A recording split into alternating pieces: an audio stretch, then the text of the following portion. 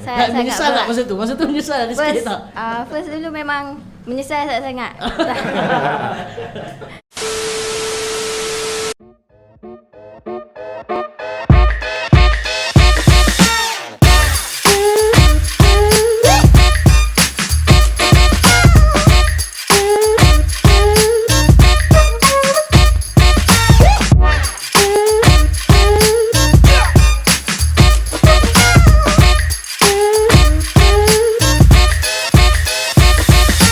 Ketika di KSM Lead ni, how about the employability? Mungkin kita boleh cakap employability tu tinggi, 90%, 95%. Tetapi what your thought maybe tentang dia orang ada kerja, tapi maybe dia kerja bawa Grab, kan? Dia ada SKM, but dia bawa Grab. Mungkin dia jadi jurujual dekat pasar, ataupun maybe kalau dia bekerja pun gaji dia tak setimpal dengan khusus 3 tahun, 2 tahun khusus. So what your thought maybe on this matter?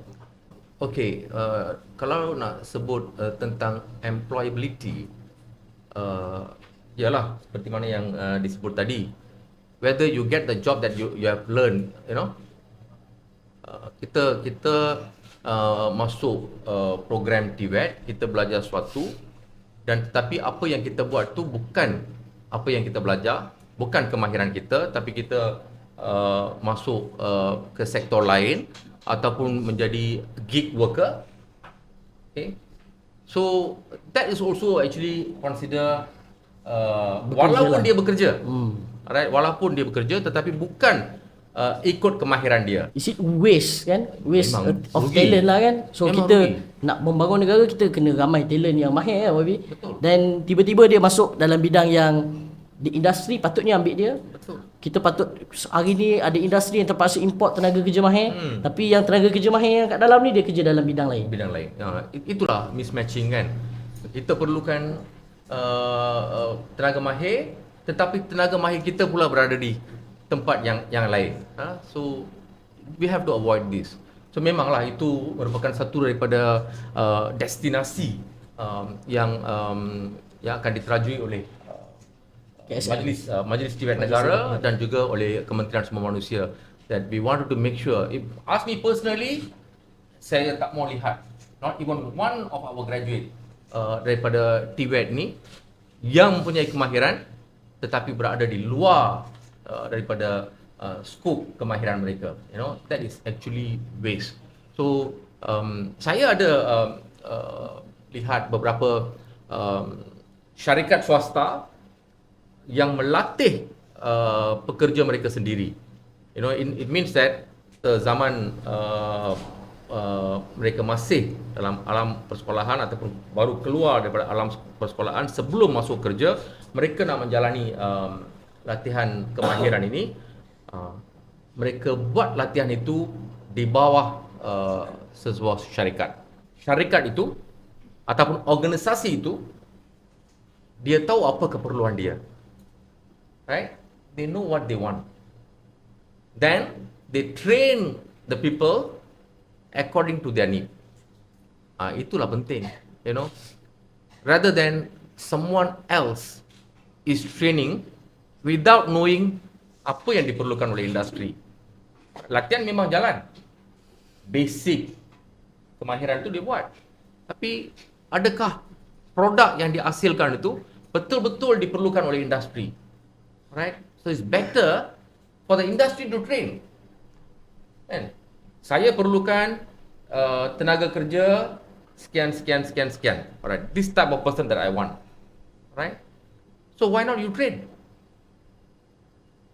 Rather than I train for you, alright, you train lah. Then you train, you employ. Alright? Then after that, you also can upskill. Kalau ada perubahan, you can reskill. Right? Because one thing I can tell you this. Talking about TVET hari ini, it's not going to be permanent. Apa yang kita belajar hari ini, the knowledge that you are going to get now, dia tak akan kekal selama-lamanya. Because things are changing every day. Teknologi laju. Every minute, In fact, every second kita sembang sekarang, out there things are changing. Yeah. You know? So whatever you learn now, okay, under whatever program, it's not for long, you know. Things will change. You know, it's so dynamic. Betul, contoh YB kan dulu kita ajar student kita train untuk jadi mekanik kereta contohnya. Ya. But tiba-tiba hari ni dah change jadi EV. Ya, betul. So then diorang ni tak diberikan pendedahan. Kan bila dia graduate dia dah ambil masa 3 tahun belajar, rupa-rupanya dia keluar industri ni EV punya technician. Betul. So benda tu fast pace kan. Correct. Teknologi hari ni. Ya. Okay YB, mungkin dekat sini YB kalau tengok kita ada student, kita ada alumni yang memang dah berjaya dalam okay. TVET. Kita ada player industri, so mungkin they can share the thought. Ya. Macam apa yang YB sendiri bawa aspirasi untuk macam mana kita nak pastikan student kita ni dia is not only employed, tapi kita nak pastikan masalah underemployed.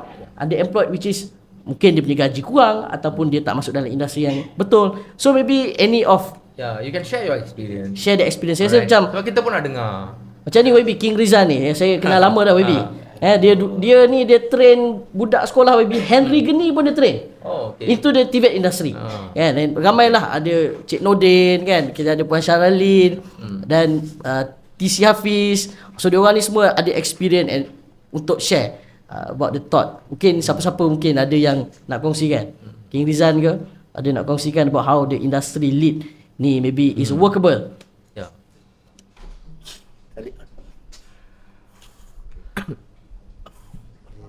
Okey, YB, apa yang YB nyatakan tadi tu memang merupakan satu landscape baru di mana industri sebenarnya bukan saja perlu menerogi TVET, tetapi industri juga perlu diberi autonomi yang seluasnya.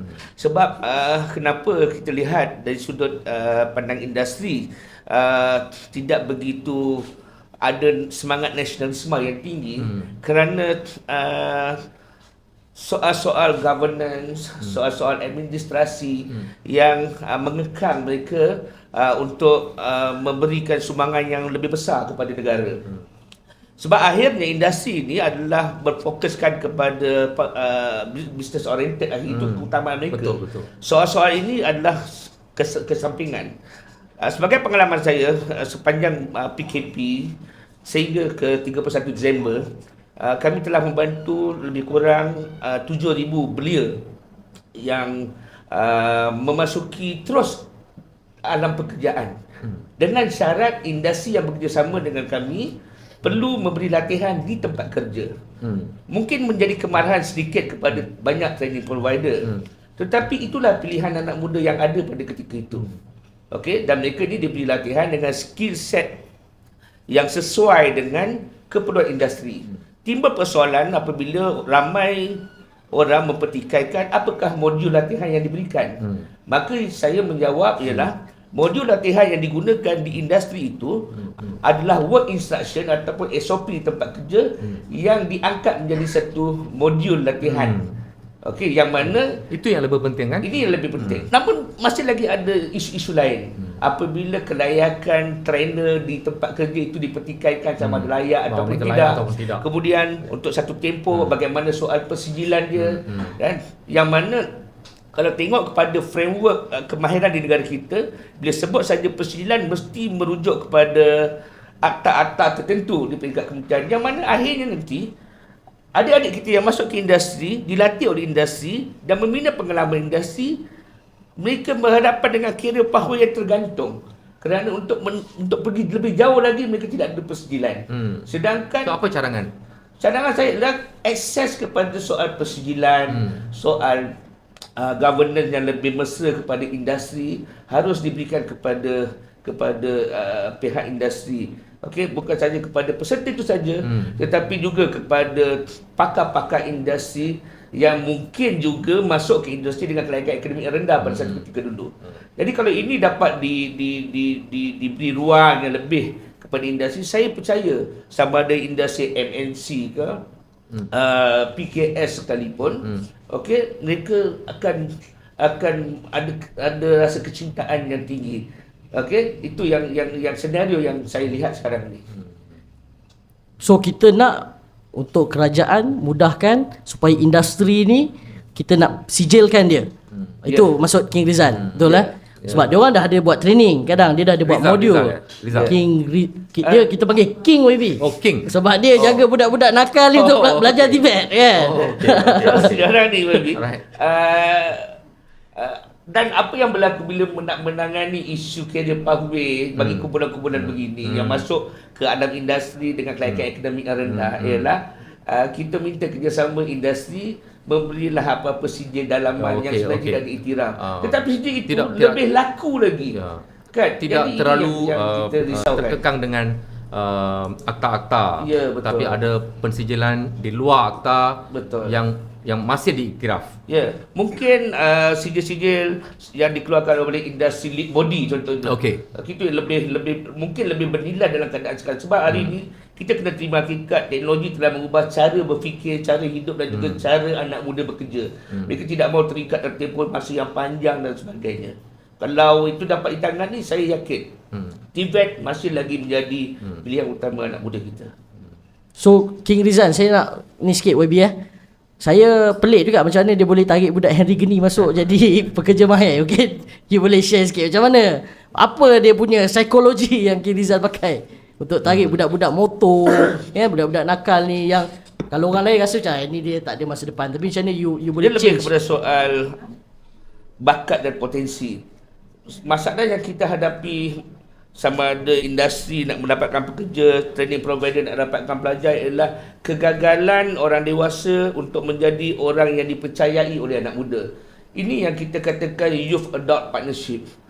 Di Malaysia kita tidak lagi boleh bercakap tentang human resource development. Kita kena bercakap human resource development plus positive youth development. Dua elemen ini adalah menepati satu acuan yang mana dia dekat dengan anak muda hari ini. Kerana macam saya katakan tadi, teknologi telah mengubah cara berfikir, cara hidup dan juga cara kerja. Malangnya orang dewasa di Malaysia, sama ada pemimpin politik, sama ada tenaga pengajar, sama ada pegiat di industri, gagal menjadi orang dewasa yang boleh dipercayai oleh anak muda. So kita kurang faham lah apa yang anak muda nak. Saya rasa YB first minister kot yang buat podcast macam ni. So untuk kita tengok, sebab hari ni orang muda suka tengok video pendek-pendek, podcast yang santai-santai kan. Betul. Kalau kita buat ceramah politik pun dia tak datang YB selalunya. So Tak ada lagi dah. dia start. Okay YB, so YB boleh respon. Macam mana penerimaan anak muda untuk program-program Tibet?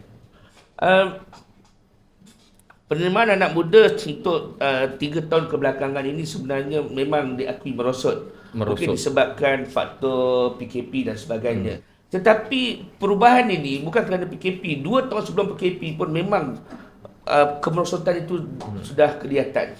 Okey. Antara puncanya ialah kurang dia soal promosi. Ini adalah perkara yang memang serius. Pendekatan sekolah ke kerjaya itu amat penting. Maksudnya pemahaman tentang kerjaya semasa di sekolah itu amat penting. Konsep di Malaysia ni YB ialah sekolah ke IPT, sekolah ke institusi latihan kemahiran. Kalau di sekolah kita ada guru bimbingan dan bimbingan kaunseling dan kerjaya. Kerjaya tu diterjemahkan dalam bentuk masuk universiti atau masuk ke kolej kemahiran. Tetapi sekarang ni dalam keadaan hari ini kerjaya tu perlu dibawa oleh orang industri masuk ke sekolah untuk menerangkan karier yang sebenar di sana. Sebab itu YB tak boleh salahkan mana-mana pihak. Cumanya guru bimbingan kaunseling dan kerjaya itu sendiri pun tak faham kerjaya apa yang ada di luar. Sebab itu pentingnya kerangka promosi yang mungkin melibatkan banyak kementerian. Guru bimbingan kaunseling adalah orang yang paling tepat untuk bercakap tentang kerjaya masa depan dengan sokongan bukan training provider tapi dengan sokongan industri. Sebab itu industri dalam kata lain perlu kita berada kena di masuk ke sekolah. Betul. Okey, untuk tunjukkan apakah peluang-peluang yang ada di luar sana. Okey. Okay, so thank you King atas sharing. So YB, kita dah tengok industri punya pandangan. I think align with you apa yang you cuba bawa untuk make sure bahawa kita sediakan reverse engineering. Selama ni kita datang daripada nak masuk institution, lepas tu baru kita fikir dia nak kerja apa. Sekarang ni kita fikir dia nak kerja apa, baru kita tengok apa bidang yang menarik. Sedih jugalah bila saya dengar King kata dalam 2-3 tahun ni ada berlaku kemerosotan.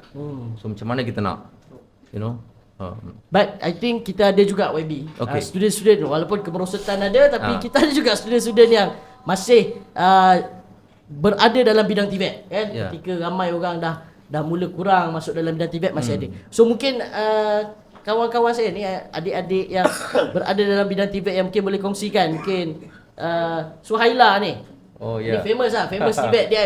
Boleh kata ikon TVET kat Malaysia YB. Sekarang kat social media orang cakap pasal dia, how a girl can be a welder kan. So mungkin kita boleh tengok apa Suhaila punya pandangan on how sebenarnya of course you have a cabaran dan of course you have a motivation untuk berada dalam bidang TVET. So what your thought? Cabaran first sekali dalam bidang kipalan ni, dia mencabar sangat-sangat and sangat susah awal-awal untuk kena faham macam mana teknik. Dalam berapa bulan tu dia boleh macam boleh buat.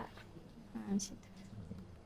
Adik Suhaila masuk TVET ni sebab bakat ataupun sebab minat sebenarnya? Maksudnya memang dah ada bakat, mungkin kecil-kecil dah ikut ayah pergi main welding ke atau memang sebab minat? Ada pernah buat tak sebelum tu? Tak pernah buat, tapi nak cari minat. Minat tu ke arah bidang yang lasak. Bidang yang lasak sebab remaja perempuan kurang dalam bidang lasak ni. Nak menonjolkan lagi bidang yang lasak ni perempuan mampu boleh buat. Dia ambil cabaran untuk tunjukkan dia bukan orang wanita biasa-biasa ni, wanita besi. Okey. Sebelum tu YB, sebab kita sembang TVET, tapi kita tengok YB tak order lagi kopi. Betul lah. Kopi ke teh YB nak kopi apa YB? Kita boleh order. Kosong. You want latte or dia mesti tea lah. Mesti tea, okey. Tea, YB nak tea. Okey. Kenapa pilih welding? Kenapa pilih welding? Sebab ada ikon dulu nama Izati dari KV Perak. Taiping Perak. Lepas tu macam berminat sangat-sangat walaupun tak tahu apa tu wedding macam mana. Lepas tu bila survey balik, bila masuk dalam bidang wedding ni baru tahu. Saya menyesal tak masa tu? Masa tu menyesal ada sikit tak? First dulu memang menyesal sangat. Sikit lah masa tu. Lepas and then bila lama sikit pengajar bagi support, kawan-kawan sekeliling bagi support, benda positif. Saya terus go on lagi ke depan. Kuat lagi lah. But parent pula support lah. Cakap jangan berhenti, mana tahu boleh kuat lagi dalam bidang ni. So dia ada ikon YB, orang yang jadi mungkin mentor. Jadi saya rasa sama macam yang King Rizan cakap tadi kan. Kita kena masuk awal kat sekolah untuk create. Dia rasa macam aku pun nak jadi macam ni kan. Sebab dulu saya kat sekolah dulu YB, saya ada dua je. Kalau kita nak bekerja ni, zaman sekolah ada dua bidang saja. Pertama jadi doktor, yang kedua jadi engineer. Itu je saya diajar, yang lain tak ada. Tapi ada satu lagi. Satu lagi apa tu? Peguam. Betul lah. Betul kan? So I think maybe we need to something like this, yang kita masuk sekolah sebenarnya di luar kerangka yang kita selalu faham, ada banyak lagi peluang pekerjaan lain. Macam welder, scaffolding kan. Bila-bila TVET yang gaji dia kadang lagi besar daripada gaji saya YB. Betul. Okay. Tadi saya nampak mic bergerak, mungkin ada nak have a thought to share. Saya nak sambung daripada adik Suhaila tu. Saya pun sama. So nama saya Jagan okey, boleh. 24 kali anugerah seluruh Malaysia lah.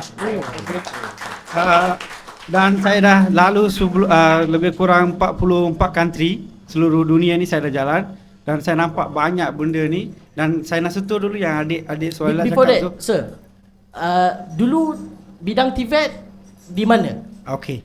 Sebenarnya saya ni asal daripada Kelantan. Kelantan. Komuset.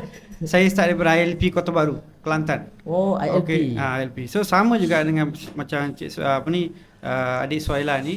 Saya ni dapat bidang elektronik ni, saya memang tak minat.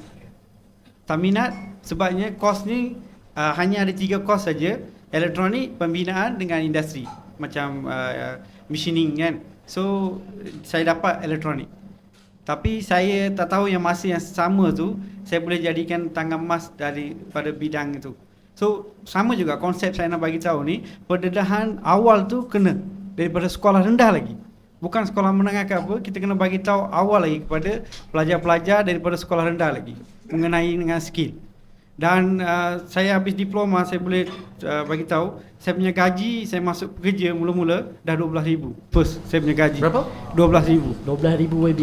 So Kita saya jadi kerja orang politik pun start gaji 12,000 WB. saya kerja start daripada Japanese yang buat Pahang Selangor yang underground tunnel tu. Saya start daripada sana 5 tahun dan saya akan berhenti dah. Sekarang dah 9 tahun saya dah ada syarikat sendiri. Dan saya ni founder kepada JP IoT Smart Agriculture System lah. So now you do IoT. IoT. Wow. So Satu Malaysia sekarang Jabatan Pertanian kita supply sistem IoT. So Sistem apa tu? Sistem kita boleh kawal kita punya tanaman daripada telefon.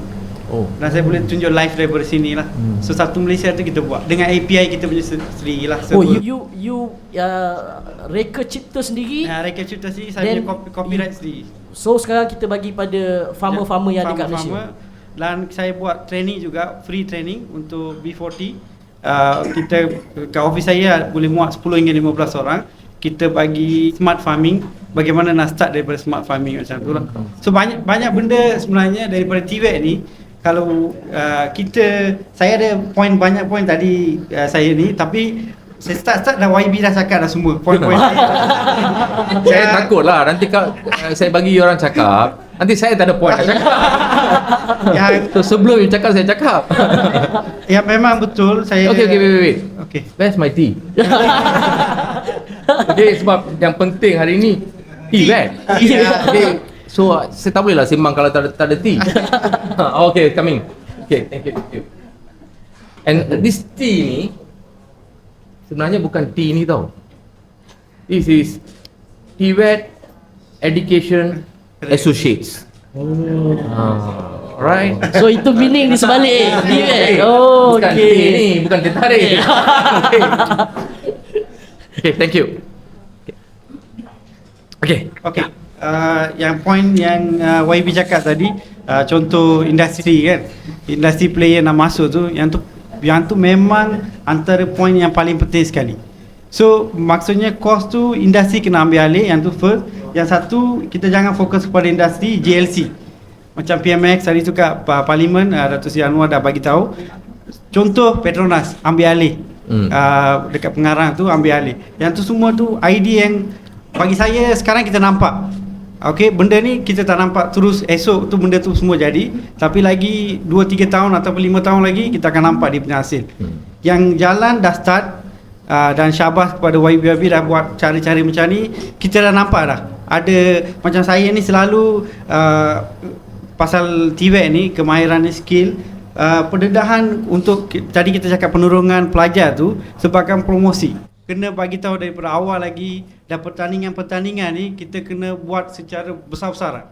Daripada skill semua tu biar orang nampak apa skill tu yang dia dapat tu boleh bawa ke mana.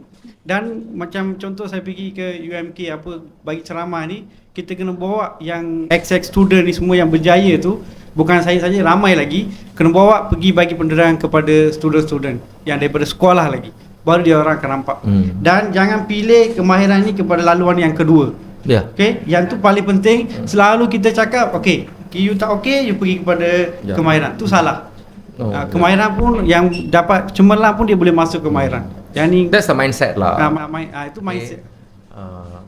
Ramai dari kalangan ibu bapa dan pelajar-pelajar itu sendiri, they always have that kind of mindset.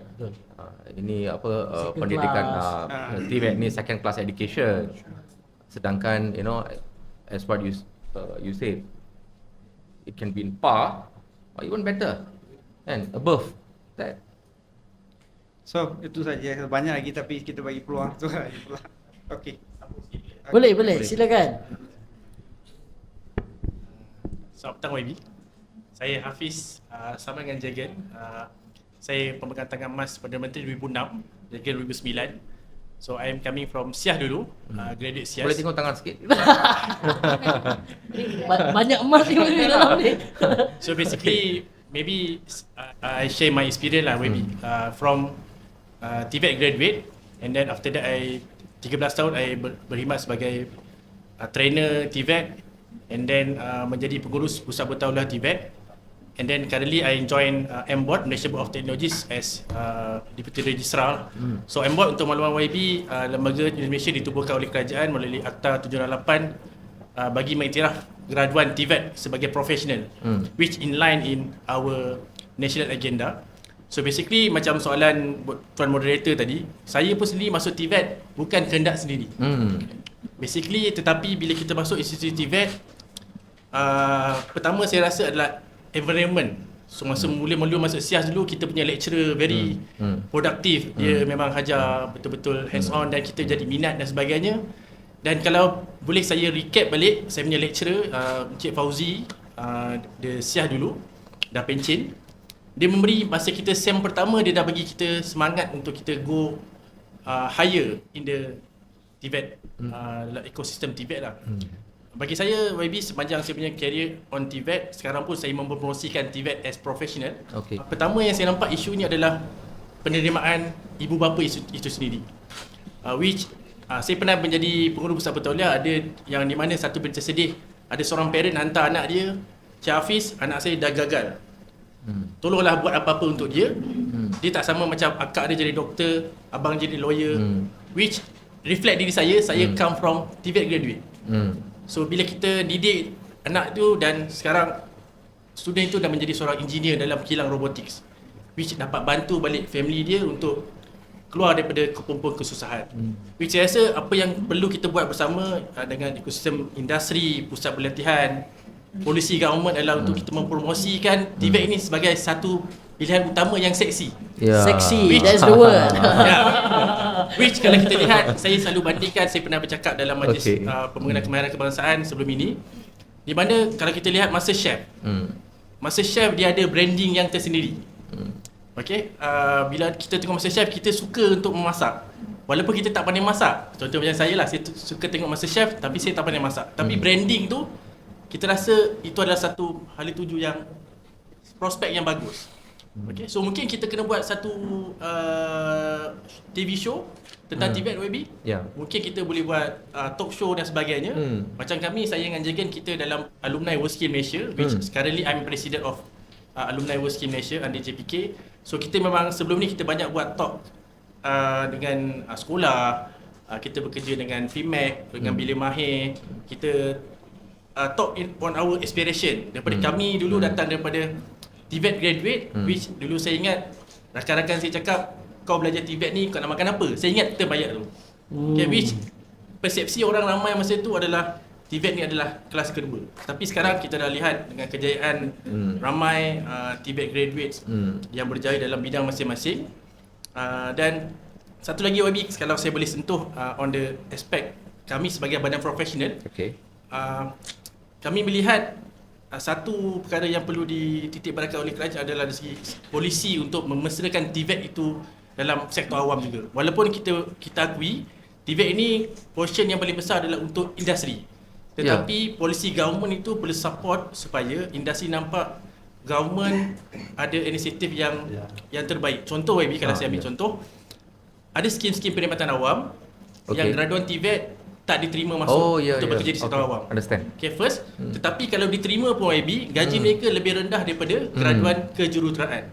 Okay. Satu kes yang terkini YB yang kami di-approach oleh, kalau saya boleh sebut, Navy.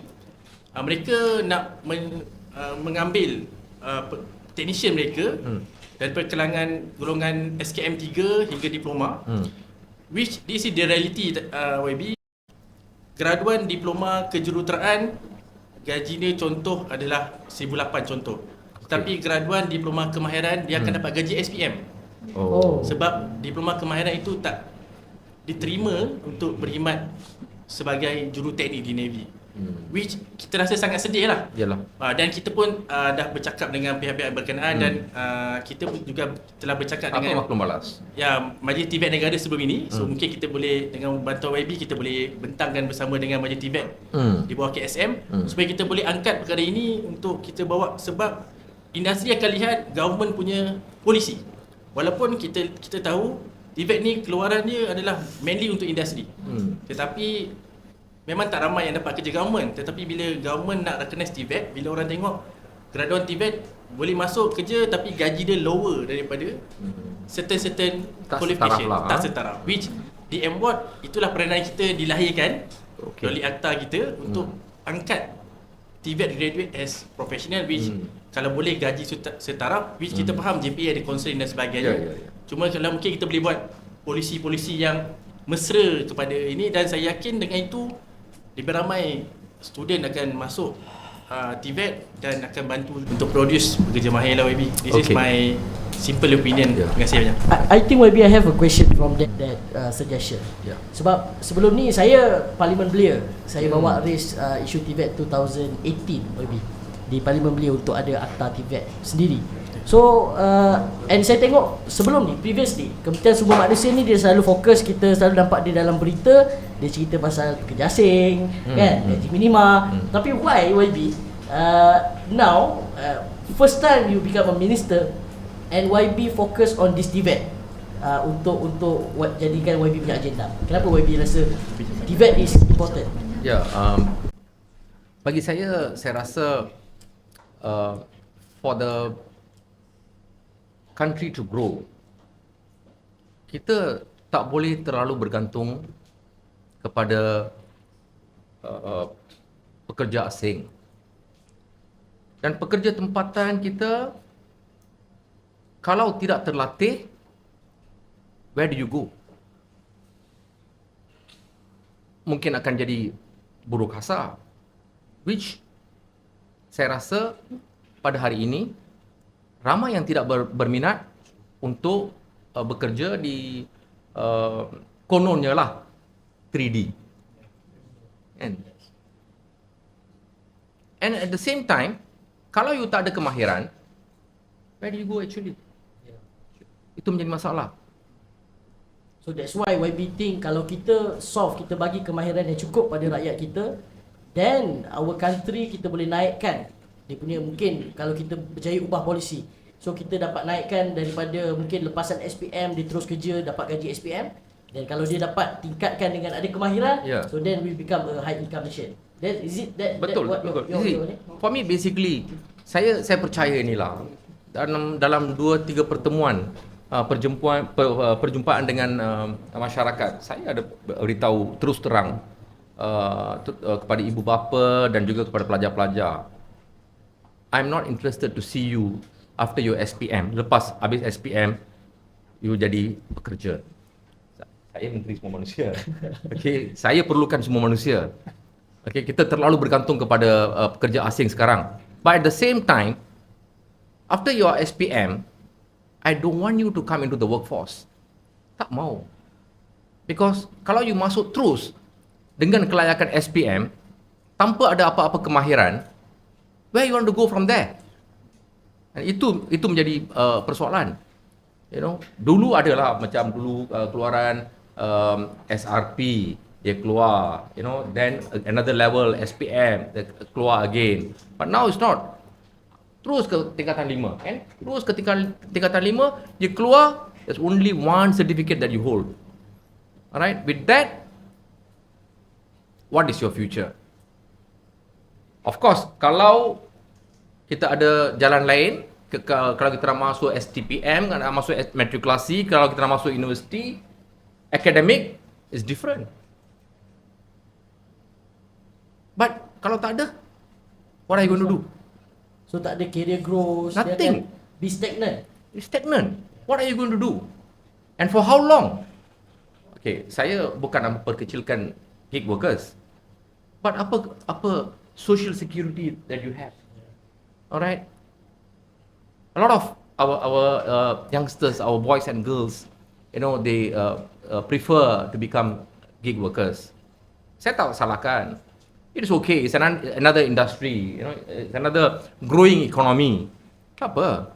Tapi at the same time, kita pun kena ada peluang yang ini, peluang kemahiran. At least dia go for gig, at the same time dia learn something skill yang dia boleh grow dia punya career. In fact, with the new budget yang ada sekarang ini, kita nak lihat bagaimana kita boleh gunakan budget ni untuk membantu mereka yang sekarang bekerja sebagai pekerja gig, for them to train.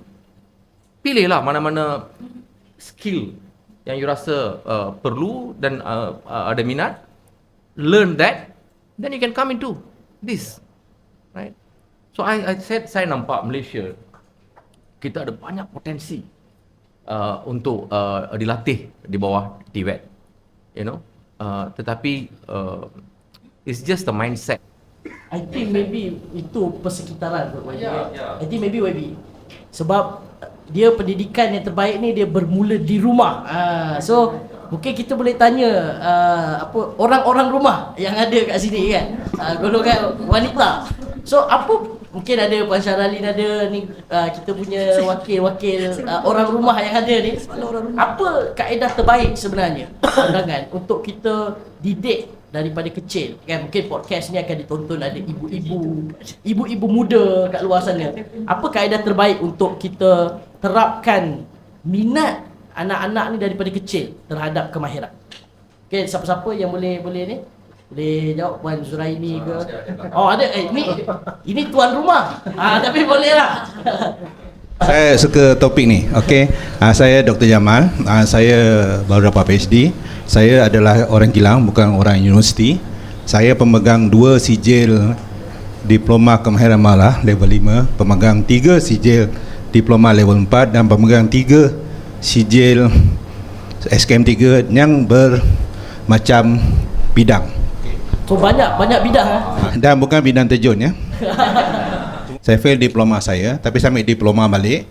Dan apa yang saya kerja di kilang sebagai plastik, saya 30 tahun dalam plastik, 35 tahun dalam plastik, bukan plastik surgery. Okey, dan dia membawa ke saya direct ke master. Saya tak ada degree. Pengalaman tu yang bawa saya ambil master dan ambil saya PhD. Ambil saya dalam 15 tahun kot, 8 tahun PhD dan 7 tahun master. Bagi saya, apa yang saya buat adalah untuk anak-anak saya, supaya anak-anak saya boleh tengok saya belajar dan mereka belajar. Alhamdulillah salah seorang dah ambil master dan habis, yang seorang pun akan ikut jejak saya. Okey, bagi saya TVET adalah satu hobi. Dan jadikan hobi anda sebagai satu pekerjaan. Okey, tak kira bidang apa, macam Cik Rizan cakap. Actually apa yang Cik Rizan cakap tu betul. Ada yang seliber di dalam kilang, tapi budak tu boleh di SKM kan through PPT. Sebenarnya itu boleh. Tak ada hak langsung dalam GPK atau SKM ni. Dia very macam-macam. Jangan kata tak ada pelajaran, tak ada ABC. Saya pernah tolong satu Amoy yang tak ada, yang tak boleh cakap Melayu, dia dapat SKM 3 dalam gunting rambut. Kita tolong dia. Saya pernah jumpa orang yang tak ada OQU dapat SKM 1 dalam, saya tak ingat bidang apa, tapi dia dapat walaupun dia OQU, tak boleh baca, tak boleh lihat pakai tangan. Itu adalah TVET. Tapi yang menyebabkan TVET ni tidak popular, maaf nak cakap, maaf dulu ya, TVET tak popular pasal tak ada enforcement. Mengapa kita kena ada lesen untuk bawa kereta? Pasal undang-undang kata tak ada lesen yang bawa kereta.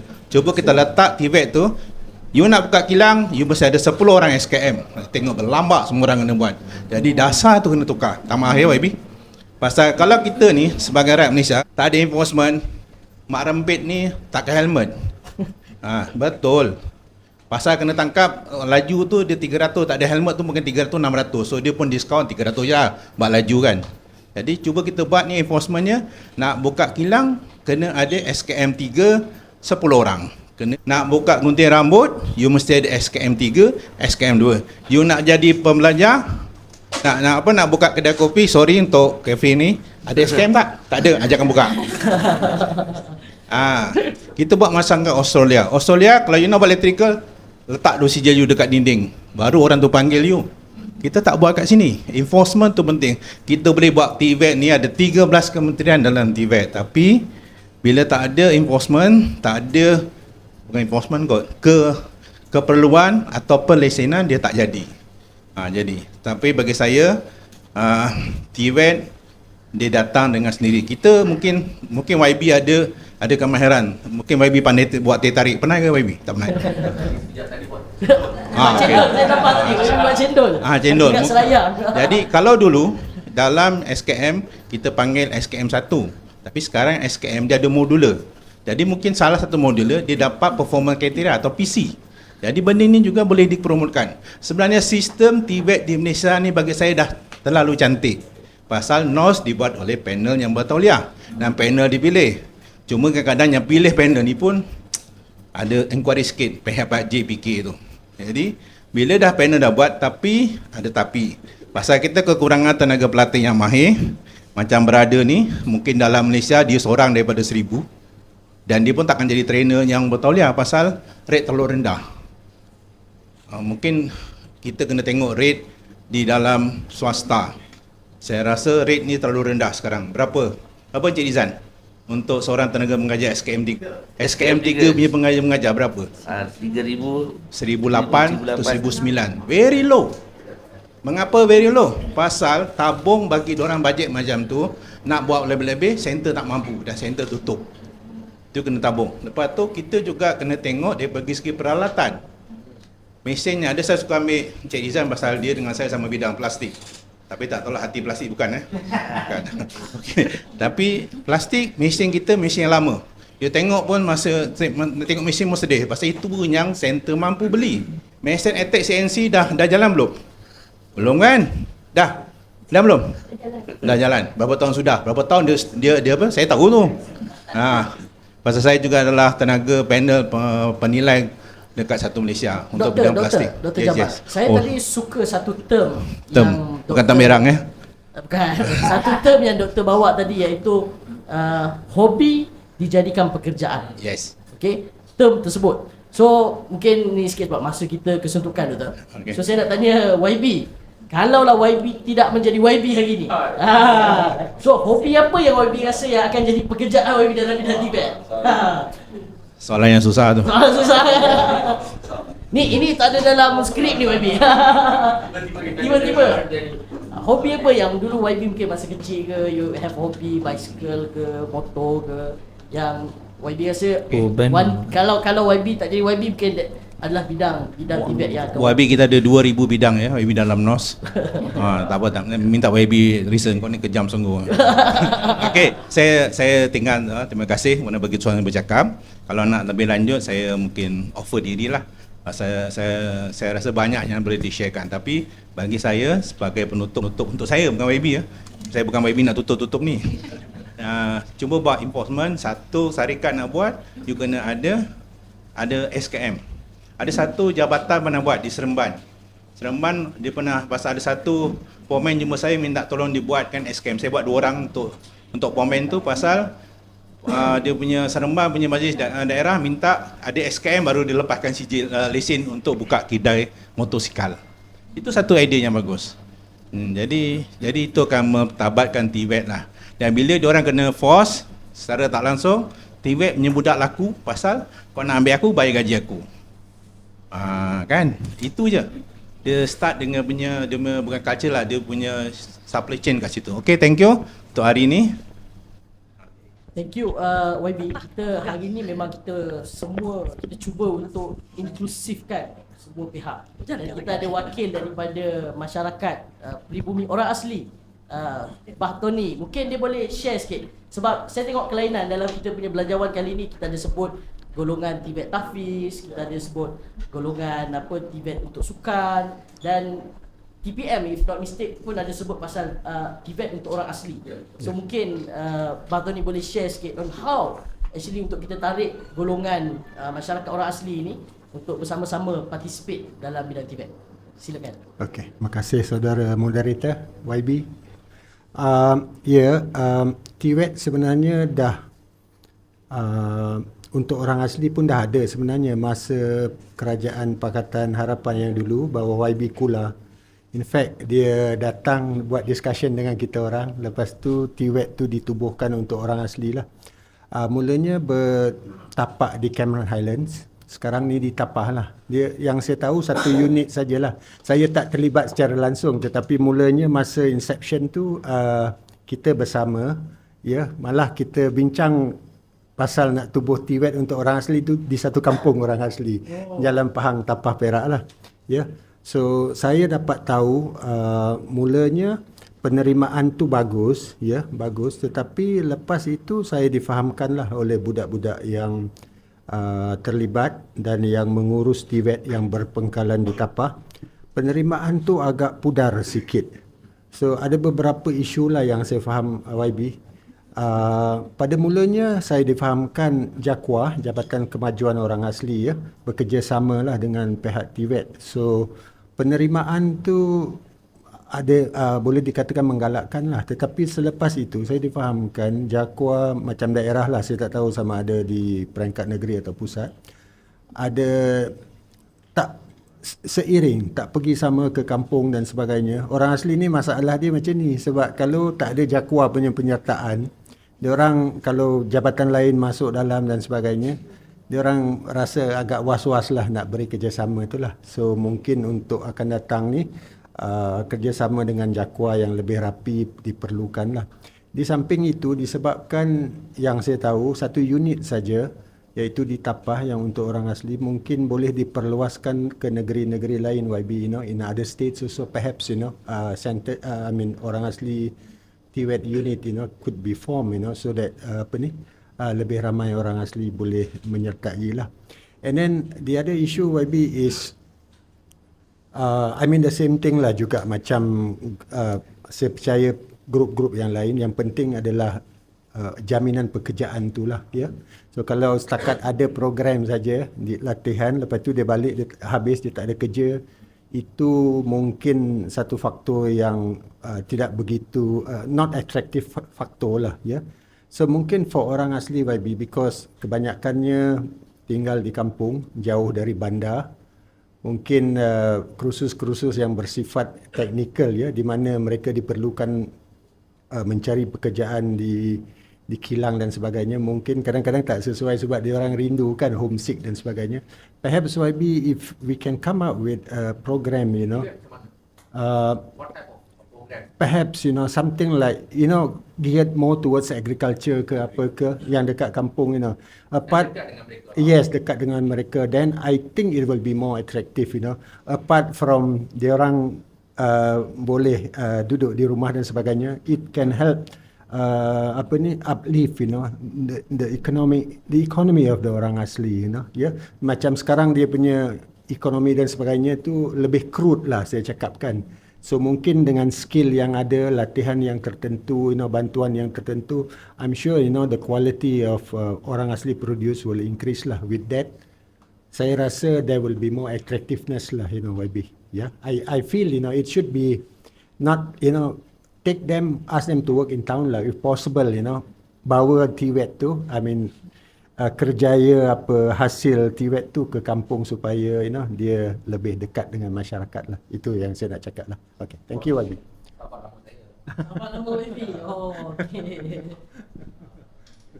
Ini just want to tanya sikit lah. Yeah.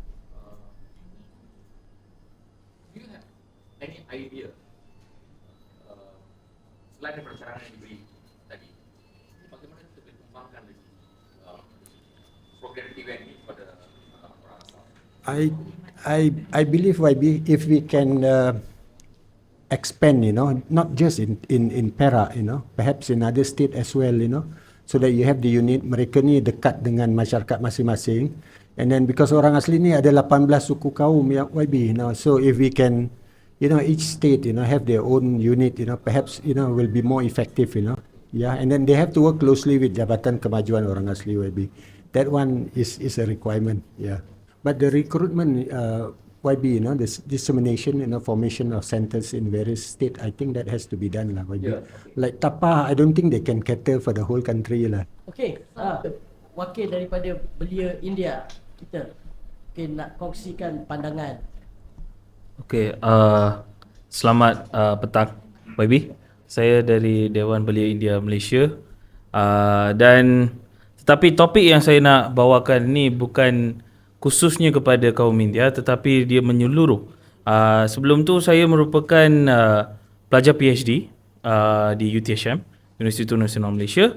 Dan One of TVET University, right? yes, one of MTUN, and I'm an associate researcher from MyRevet, Malaysian MyRevet, Research yeah. Institute of Vocational Education Training. So dan saya pun ada satu startup company yang lebih kepada EV tadi, EV electric vehicle. So saya melihat kepada TVET ni dia bukan sahaja merangkumi diploma atau khususnya bidang pengajian di bawah diploma SK macam tu, tetapi it covers the IPTA as well.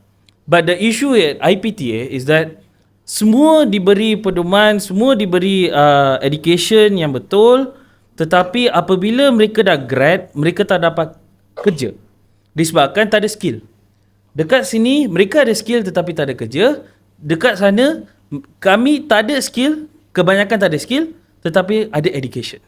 Tetapi saya nampak bahawa it should have an experience, kerana kebanyakan yang kita pergi kepada interview ke macam tu, mereka hendak at least 1 year of experience, at least, and practical. To be very frank, latihan industri tak memadai untuk kita dapatkan kerja, tidak menjamin kita untuk kerja.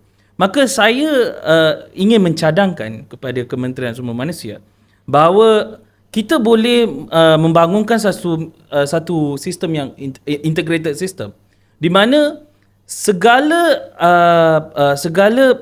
training atau segala even hobi macam tadi tuan cakap dari MBOT, segala minat atau hobi itu harus dikumpul dan dijadikan sebagai CPD hours dan boleh di-convert dalam bentuk experience. Di mana segala majikan di Malaysia yang ada EPF SOCSO, mereka boleh akses kepada satu sistem di mana sekiranya seorang candidate, mereka datang dan mereka dapat tahu apa yang mereka minat dan apa yang macam saya bidang mechanical engineering, tetapi saya buat graphic design. Kalau seorang graphic designer, dia perlu mendalami segala sijil macam tu semua. Tetapi I learn by myself. Tetapi saya tidak boleh memasuki industri graphic design disebabkan saya tak ada sijil. Tetapi sekiranya CPD hours sebegini, layak kerana saya buat, ya betul, kerana saya buat banyak convention. Even this TVET book was wholly designed by myself from under ACAP, Akademi Kepimpinan Pendidikan Tinggi. For this symposium, this whole book, it covers SDG, everything. But I'm not a graphic designer. I learn by myself. Tetapi untuk masuk kepada satu industri, kita perlukan CPD hours ini agar walaupun seseorang kandidat itu tidak datang dari industri yang dia pelajar, dia lebih layak daripada seorang yang lagi satu. Maka ia memberi satu peluang kepada semua orang untuk memenuhi keperluan industri. Kerana macam artificial intelligence baru je yang 2-3 tahun ni famous sangat. Tetapi core dia kita tak build benda tu. Kita memberi pedoman kepada semua pelajar untuk jadi engineer. Tetapi sekarang saya lebih minat untuk artificial intelligence. Tetapi untuk tu saya sekarang tak boleh reverse pergi belajar computer science. So maka that CPD hours, collective CPD hours boleh digunakan sebagai satu basis untuk seorang pelajar atau seorang kandidat untuk layak ke peringkat untuk hiring purpose. Dan sistem tu harus dijaga oleh KSM dan boleh diakses oleh majikan sendiri. Yang tu first proposal. Second proposal, kita lebih memerlukan TVET startup. TVET based startup. Di mana kita lebih gemar dalam bentuk macam food industry, food beverage macam tu. Tetapi kita pun harus memberi funding yang betul dan grant yang betul kepada TVET based startup. yang dari macam saya ada startup idea yang lebih kepada programming. So kita harus mendapatkan funding atau even investment, private investors yang boleh invest dalam company saya. Dan saya boleh hire, dan salah satu requirement untuk investment itu adalah saya harus mendapatkan pelajar TVET sekali. Itu adalah salah satu requirement. Maka kita akan dapat, satu adalah kita boleh hire people dan kita pun dapat grow satu TVET based industry. Dan ia akan it's a win-win situation. So ini dua proposal saya sebenarnya. Yeah. I think is a good suggestion. Sebab yalah zaman sekarang ni YB kadang kita belajar kat YouTube je. Ya, betul, And then betul. From the YouTube tu kita dah have a skill. To be very frank, my PhD also I'm trying to do using YouTube. ChatGPT, and then even EV charging station. Kami macam startup saya ni adalah lebih kepada EV charging station 100% Malaysian made. Not imported. Not imported kerana kita memerlukan macam Petronas macam tu. Kita memerlukan syarikat macam tu. Maka segala benda tu boleh didapati dari YouTube, dan apa yang saya buat ni boleh di convert dalam bentuk experience. Okay, thank you. Okay, last daripada orang rumah tadi. Golongan orang rumah, bukan orang rumah saya lah. Daripada ibu-ibu. Okay. Saya mengharapkan KSM ataupun MyTVET tidak melupakan juga peranan yang mana saya merasakan untuk melatih TVET perlulah ada daripada kedua-dua pihak, iaitu industri dan juga institusi latihan kemahiran. Okay. Mengapa saya kata begitu YB? Sebab seperti mana yang King Rizal membantu belia-belia untuk mendapatkan pekerjaan selepas PKP tersebut, itu adalah inisiatif industri because pada ketika itu mereka kekurangan pekerja. Apa yang mereka latih adalah satu set of skill hanya untuk memenuhi pekerjaan tersebut. Okey, tetapi sedangkan di institusi latihan kemahiran, Persijilan Kemahiran Malaysia di bawah JPK itu adalah pelbagai dia punya set skill di dalam satu level sehingga ke diploma kemahiran Malaysia. Jadi sebenarnya yang industri train tu sangat bagus, tapi kalau kita lihatkan kepada dia punya kelayakan tu hanya mencapai kepada satu PC ataupun dua PC, iaitu satu CU ataupun dua CU. Tapi untuk melengkapkan pelajar tersebut supaya boleh capai ke level 3 diploma dan juga terus boleh sambung ke MTun, dia perlu melalui satu skill set yang lengkap di mana telah dibangunkan oleh NOS, iaitu perlulah bersama-sama industri dan pusat latihan. Tapi kalau SLDN punya industri lain, bos. Kalau SLDN punya industri itu YB, because SLDN punya industri itu telah mengikut NOS JPK. Jadi every CU tu dia run the training. Tapi kalau syarikat-syarikat lain yang train pekerja tu hanya semata-mata untuk memenuhi pekerjaan ketika itu, tapi dia belum lengkap lagi dalam satu diploma. Nasib baik saya boleh faham apa you cakap. Ya ke? This past 3 months here, banyak perkara-perkara berkaitan dengan TVET ni saya belajar. Nasib baik. A lot of technical words that you use. Apa yang dibangkitkan tadi itu daripada sekolah terus masuk ke dalam pekerjaan dan membina pengalaman, itu kita boleh anggap sebagai informal. Tapi ada juga kumpulan yang nak meneruskan pendidikan mereka ke peringkat yang paling tinggi, masuk ke MTun, itu kita wujudkan satu laluan formal training. Jadi inilah yang tidak difahami di peringkat guru bimbingan kaunseling, guru bapa. Peranan guru kaunseling ni sangat penting. So we need synergy. Semua pihak kena buat sama-sama. Okey. Betul. Kita makin petang makin ramai. Yalah. Okay. Semakin hangat. So, Ada satu lagi. kita try untuk short, pendek sebab masa tidak mengizinkan. So mungkin boleh kongsi pandangan dan idea pendek sikit. Okey. Ni satu, lepas tu Puan Zuraini, lepas tu tadi saya nampak Cik Nordin pun ada, Puan pun ada. Okey. Kita bagi sikit. Okey. Okey. Silakan. Dalam satu diploma. Nasib baik saya boleh faham apa you cakap. Ya ke? This past 3 months here, banyak perkara-perkara berkaitan dengan TVET ni saya belajar. Nasib baik. A lot of technical words that you use. Okey, keresahan training provider seperti Puan Sarah ini memang ada asas dan benarnya. Sebab itu kerangka TVET yang diterajui oleh industri kita boleh lihat sebagai informal training. Okey, Sebab ada sekumpulan yang memang anak muda yang memang nak memilih kepada informal training. Maksudnya kalau kita tengok dengan apa yang dibangkitkan tadi itu, daripada sekolah terus masuk ke dalam pekerjaan dan membina pengalaman, itu kita boleh anggap sebagai informal.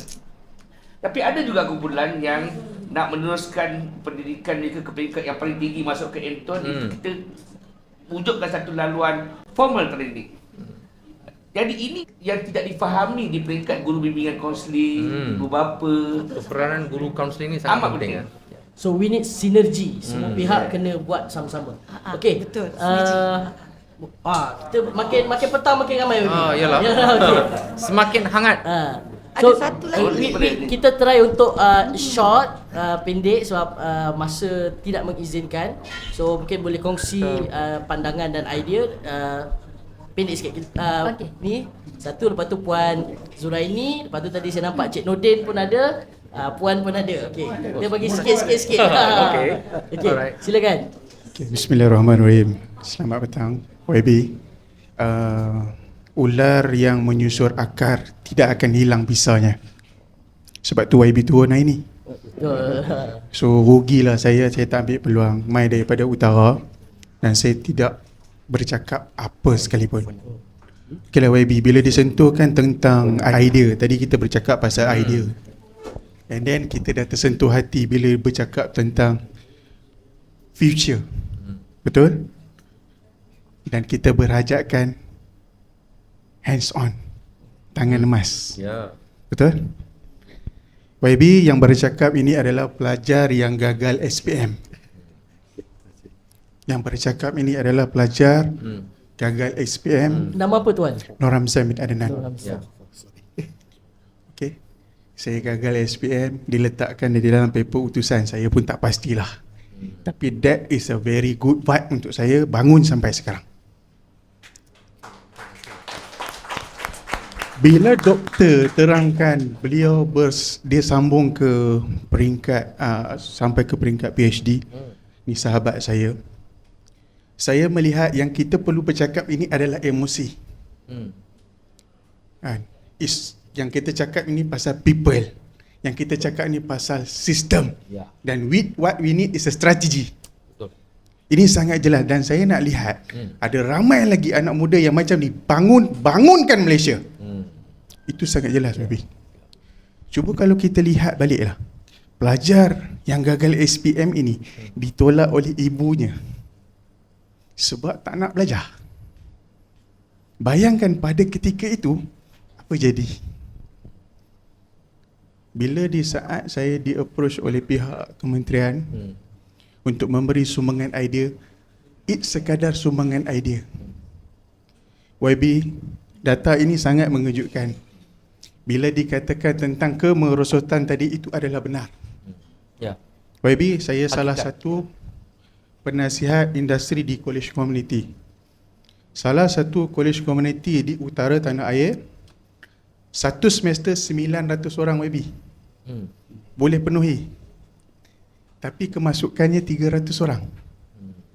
Dan data tu menunjukkan pelajar lepasan SPM tak mau sambung study.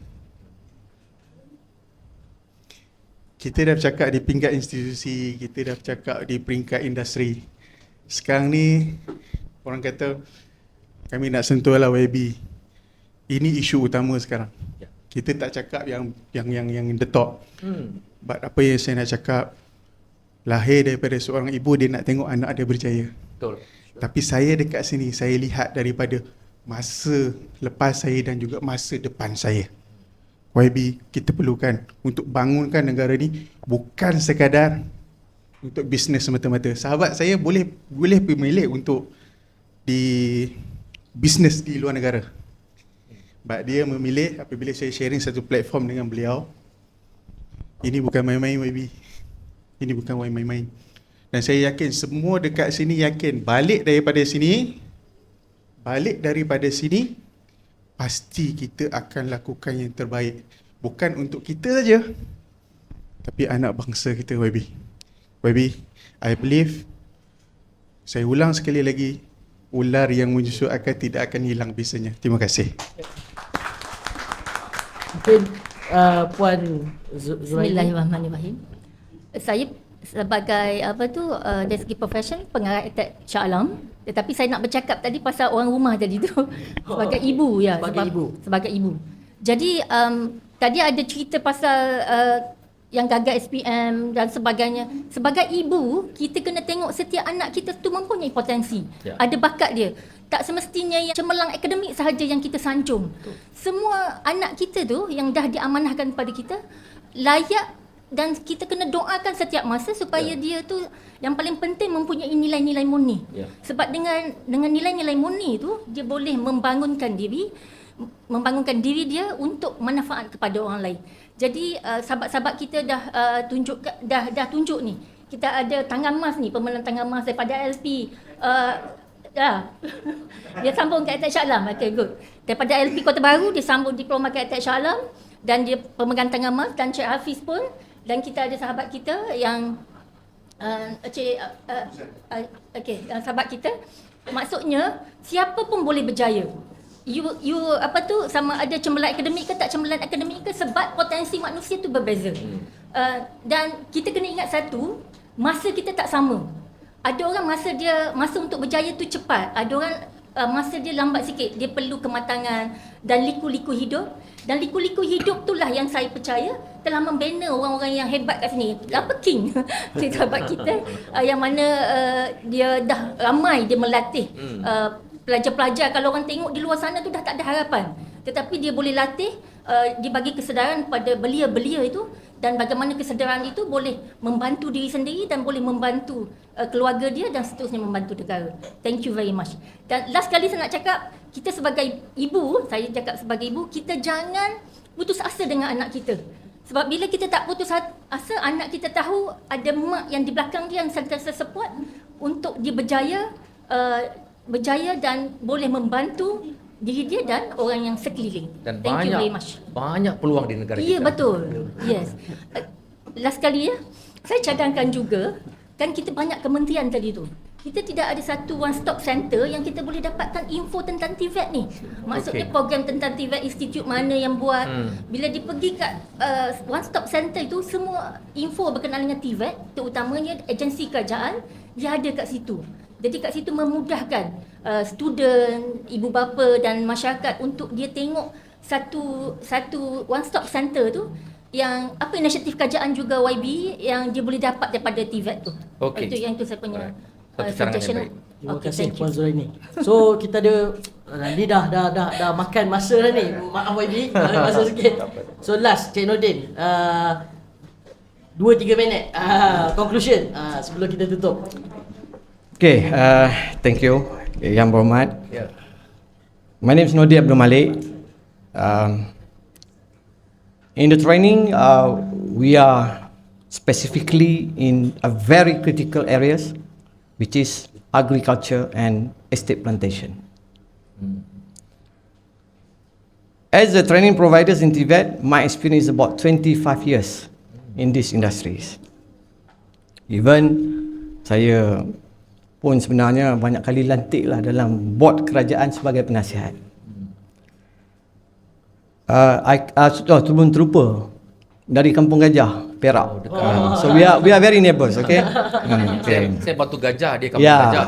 Okay. Alright, macam ni YB. Dengan pengalaman saya yang sudah 25 tahun ya dalam bidang TVET ini, from private to public, saya both. Baik.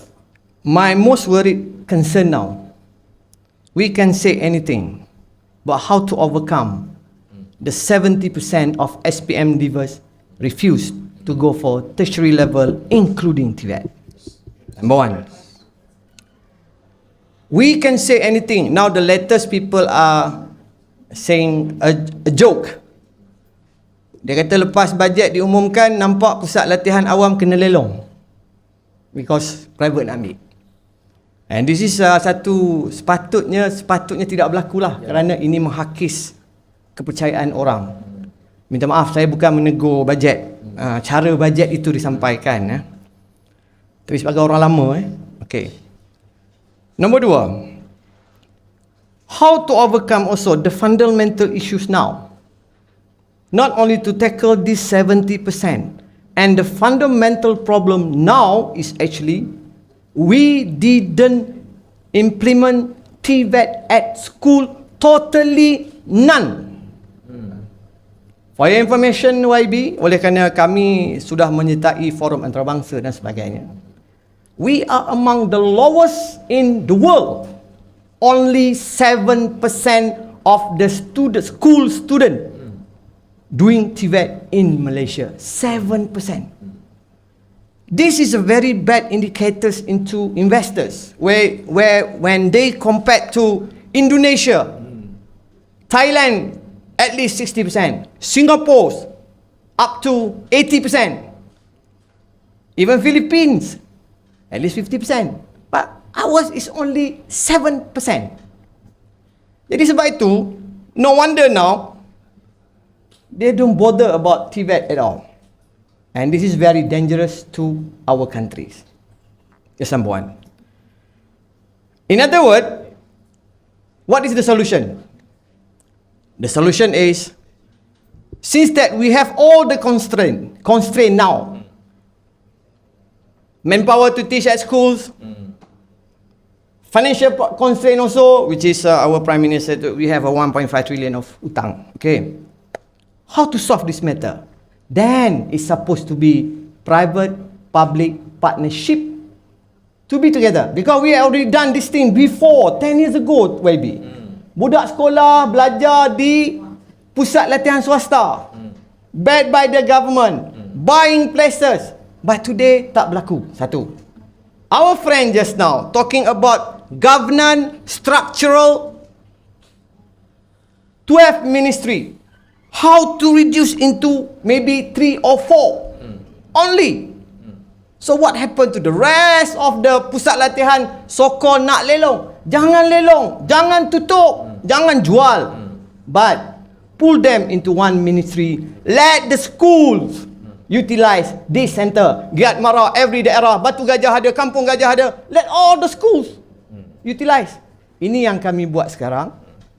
Pilot. Kalau di Jerman, we call it Aftung. Pelajar sekolah akan pergi ke industri untuk belajar. Kita buat terbalik sikit. Pelajar sekolah pergi ke pusat-pusat latihan awam dan swasta. That's why I agree with Sharalin. We quite surprised also. When we are talking about privatization, we have about at least 500 private training institution under Human Resource Ministry. Kita tak tahu pun ada privatization. And we have all the experience, like myself, almost 25 years. Okay, satu. Kedua, kita bercakap sekarang soal how to attract these people with TVET. Especially like my areas. Sorry Mr. Moderator. Bidang agriculture, bidang plantation. This is the most critical. Ni tak ada siapa nak buat ni. Kami je buat. But at one time, we can get at least 2,000. Even we can have bigger than the public institution like College Pertanian. Why? Because the incentive that we give by that time. Number one. Number two, I agree with my friend Dr. Bah, orang True Intan juga dengan saya. You see, now is the high time for us to create more creative ways to attract these people. Example now.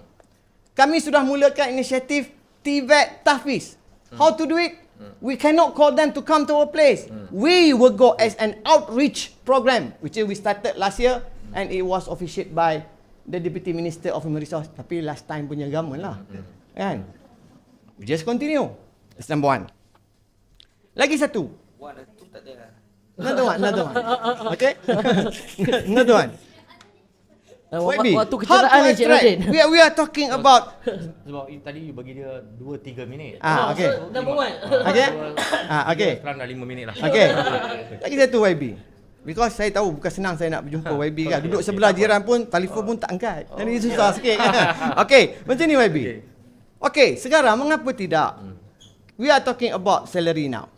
We are talking about high income nation now. Mengapa kita tidak emphasize about the minimum salary for graduan TVET? Example. Kalau degree, kalau diploma maybe 2005 and above. CJ sekurang-kurangnya 2000.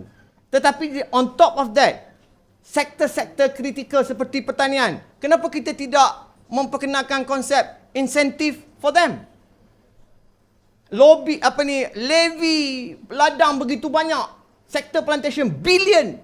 Why don't we give that as additional on top of basic salary, macam kita buat nelayan, macam kita buat ni semua. Ini perkara-perkara yang kita perlu beri perhatian. Dan akhir sekali YB ya, saya sudah buat satu reverse style. Sektor pertanian memang kritikal nak dapat orang muda. Now kami ambil orang dewasa. Kalau kita bahasa biasa orang tua. Tapi sebenarnya tak, warga emas. Tetapi macam mana kita nak beri mereka ini TVET juga? We go for lifelong learning approach now. Sebab itu saya beritahu pada JPK, kalau kita nak panggil orang muda masuk pertanian, very difficult. Lambat, the process. Tetapi mungkin kalau kita libatkan golongan warga emas apa semua kan. Because now people are talking about food security. Let these people to recall, dan mungkin kita boleh berikan mereka kaedah PPT, pencapaian pro-learning. And this is what we are doing now, the pilot project in Johor. Kita buat 300 orang sekali for the whole Johor. Bermula mereka buat pertanian dulu, kemudian kita, setelah 3 tahun, kita sijilkan mereka. So, I think YB sebenarnya macam inilah. Banyak benda nak cakap sebab kita orang lama kan. Tapi I ingat better macam inilah YB. You should have a very serious session after this. Another session. A brainstorming. And the most important YB, you are the new government. We are moving forward, but don't moving forward with a failure framework before. Thank you very much. Okay. Thank you. Okay YB, saya rasa almost everyone dah share their thought. Maaf YB, kita ambil masa sikit. Diorang ada aspiration yang dia nak kongsi dengan YB. Dia excited ni kan, dapat jumpa dengan YB. Jadi YB, mungkin kata-kata terakhir untuk kita tutup kita punya podcast hari ni tentang TVET. And jangan lupa kita punya hashtag kami tak memilih. Maksudnya bidang TVET ni kita nak make sure kita tak lahirkan graduan yang tidak memilih untuk masuk ke dalam sektor-sektor ni. Mungkin kata-kata penutup daripada YB. Okay, coming back to issue that institut latihan yang akan dilelong. Actually, it is not true, right? And it's not fair to say that. Okay, sebenarnya ini adalah cadangan yang baik yang dibuat oleh Yang Amat Berhormat Perdana Menteri, iaitu kita mengadakan kolaborasi yang erat dengan pihak swasta, di mana kita kena tahu bahawa kos untuk mengendalikan semua institut TVET adalah terlalu mahal. In fact, kalau kita kira setahun kita perlukan lebih kurang 6.7 bilion. Jumlah ini adalah terlalu besar. Maka kita sedang mencari satu kaedah bagaimana kita boleh mengurangkan kos dan pada masa yang sama kita boleh melahirkan graduan-graduan yang betul-betul memenuhi keperluan industri. So dengan itu kita nak adakan kolaborasi. 2 hari lagi kita akan menandatangani 10 Memorandum of Agreement. Ini adalah bertujuan untuk sebagai rintis lah, alright, it's an initial project untuk kita lihat bagaimanakah kolaborasi ini boleh membawa manfaat kepada seluruh college-college ataupun institut TVET. Kaedahnya macam ini. Kita akan sediakan institut ataupun premis dan juga tenaga pengajar. Dan kita mahu pihak swasta bekalkan peralatan, semua kemudahan-kemudahan, teknologi, dan kalau perlu kita buat rescaling of the tenaga pengajar mengikut keperluan semasa. So dengan cara ini kita boleh mengurangkan kos. Walaupun bukan besar, but at least we can reduce cost and at the same time kita juga boleh menghasilkan graduan yang betul-betul diperlukan oleh industri. Jadi projek rintis ini untuk 10 bersama dengan 10 syarikat akan kita buat dalam 2-3 hari ini, dan saya jangka dalam masa setahun mungkin kita akan buat dengan sekurang-kurangnya 50 syarikat. Okay. Then we see how it goes from there. Right? Thank you very much. Okey. Terima kasih YB atas masa, pandangan. Saya rasa ni adalah satu session yang komprehensif. Kita ada dengan luahan hati, kita ada dengan cadangan, kita ada dengan perkongsian, dan I really hope that kita keluar YB sama-sama kita promosikan TVET, macam mana YB take this as a aspiration yang besar bahawa KSM untuk make sure ramai orang lagi menyertai TVET. Okey, terima kasih YB. So kita sembang TVET lagi di masa akan datang dan di mungkin tempat yang berbeza. Sekian, terima kasih dan selamat petang. Jumpa lagi. Terima kasih semua.